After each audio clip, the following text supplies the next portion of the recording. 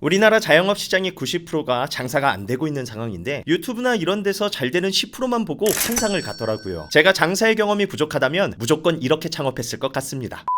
네, 오늘 말씀드릴 내용은 창업 자금이 넉넉하지 않으신 분들, 안정적으로 창업을 하고 싶은 분들에게 수백 수천만 원을 벌어다 줄 수 있는 내용입니다. 바로 소자본 창업에 대한 내용인데요. 많은 사람들이 소자본 창업을 꿈꾸지만 방법을 몰라서 창업을 포기하거나 손해를 보면서 매장을 오픈합니다. 저 또한 처음엔 못 모르고 창업했을 때 손해를 많이 봤었는데요. 이 영상을 보시는 여러분들은 내용을 꼭 숙지하셔서 시행착오를 줄이셨으면 합니다. 소자본 창업은 딱 두 가지만 기억하시면 됩니다. 자, 첫 번째, 초기 자금에 들어가는 비용을 최소화시킬 것. 그리고 두 번째, 매장을 운영하면서 고정으로 나가는 돈을 최소화시키는 것. 이렇게 두 가지인데요. 얼핏 들으면 너무 당연한 얘기 같지만 생각보다 많은 사장님들은 이것들을 관가하고 있더라고요. 우선 첫 번째로 말한 초기 자금을 어떻게 최소화할 수 있을까요? 많은 분들은 처음 가게를 차릴 때 좋은 자리에 들어가려고 합니다. 유동인구가 많고 직장인 상권, 상업지구 이런 자리에 누구나 다 들어가고 싶잖아요. 그런데 이런 곳은 굉장히 비싸죠. 권리금이 기본 몇 천만 원이고 억대가 넘어가는 상권도 많아요. 그런데 이 권리금이라는 게 줄 때는 엄청나게 비싼데 내 가게를 내놓을 땐 제값을 못 받고 넘기는 경우가 거의 대부분이죠. 왜 그럴까요? 권리금이 높다는 것은 기존 사장님이 장사를 잘해서 매출이 이미 높다거나 고정 고객 등 뭔가 메리트가 있다는 건데 그건 현재 매장의 컨디션이 좋은 거지 내가 매장을 운영할 때도 그대로 잘 될 거라는 생각은 절대 하시면 안 됩니다. 결국 어찌어찌 하다가 장사가 안 되면 권리금은 그냥 날아가는 돈이 되는 거예요. 인천의 지인이 매장을 한번 오픈한 적이 있었는데 누가 봐도 그냥 인천 부평에 유동인구가 되게 많았어요. 근데 약간 변두리라 자리가 애매했는데 번화가라고 권리금을 1억 가까이 주고 들어갔고 월세 또한 비쌌습니다. 제가 그 당시 많이 반대를 했었는데 결국 뭐에 홀렸는지 그냥 계약해 버리더라고요. 그리고는 채 2년을 못 채우고 망했습니다.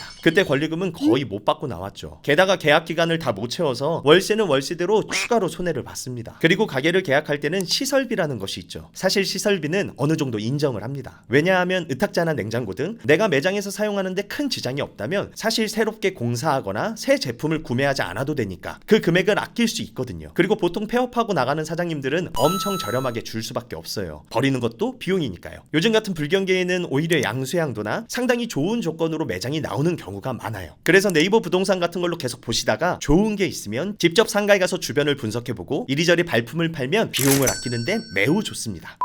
두 번째로는 고정지출 최소화입니다. 고정비에는 임대료 관리비 등 여러 가지가 있죠. 처음 상가를 알아볼 때 월 임대료를 잘 따져봐야 합니다. 소자본 창업 특성상 매출 파이가 크지 않아 월세가 비싼 곳을 들어가면 고정지출 비용이 커지기 때문에 운영상의 어려움이 있을 수 있거든요. 그래서 앞에서 말한 권리금과 시설금과 같이 월세도 잘 따져봐야 되겠죠. 가슴 아픈 얘기지만 장사하다가 정말 안 돼서 매장 문을 닫더라도 다른 곳에서 알바하면서 월세를 메꿀 수 있을 정도가 가장 좋다고 봅니다. 초보일수록 최악의 상황까지 생각하고 움직이셔야 합니다. 다음으로는 인건비인데요. 사실상 인건비가 가장 크고 인건비 말고는 크게 건드릴 수 있는 부분이 없습니다. 보통 사장님들은 초반부터 잘 될 것만 생각하고 사람들을 여유롭게 뽑아요. 사실 당연하기도 한 게 어떤 사장님이 망할 걸 알고 목돈 들여서 가게를 차리시겠어요. 하지만 오픈해 보시면 아시겠지만 프랜차이즈를 가져와서 초반 마케팅에 돈을 쏟아붓지 않는 이상 개인 매장의 경우 처음부터 사람이 엄청 붐비고 그러진 않습니다. 보통 저희는 소자본 창업을 생각하고 이 영상을 보시는 거잖아요. 그러니까 후자의 경우를 생각하고 상황에 맞는 인력 채용을 해야 하는 거죠. 한마디로 장사가 되는 걸 보고 매출과 상황에 따라 신중하게 사람을 채용하라는 겁니다. 그리고 요즘 많은 프랜차이즈들이 쉬운 시스템으로 오토 매장을 할 수 있다고 홍보하는데 소자본 창업은 전제 조건이 자신이 발벗고 뛰어야 마진을 남길 수 있는 구조입니다. 또한 적은 투자로 리스크가 적은 대신 돈을 엄청나게 많이 번다는 생각은 처음부터 안 하시는 게 좋습니다.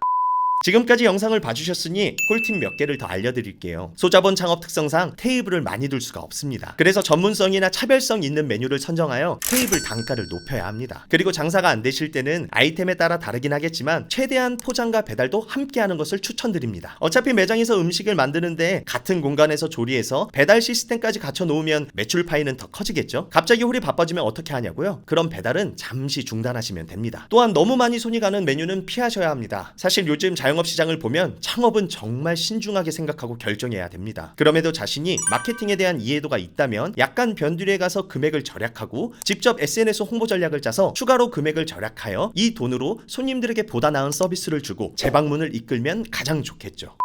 네, 지금까지 소자본 창업 비용 최소화하는 방법에 대해서 말씀드렸는데요. 요즘 같은 불경기에는 큰 돈을 들여서 창업하는 것이 부담이 될 수 있습니다. 물론 큰 돈을 들여서 좋은 상권에 들어가면 너무 좋겠죠. 하지만 그런 자금이 지금 없다면 이런 소자본 창업의 길도 있다는 말씀을 드리면서 영상 마무리하겠습니다. 지금까지 뾰족한 창업이었습니다.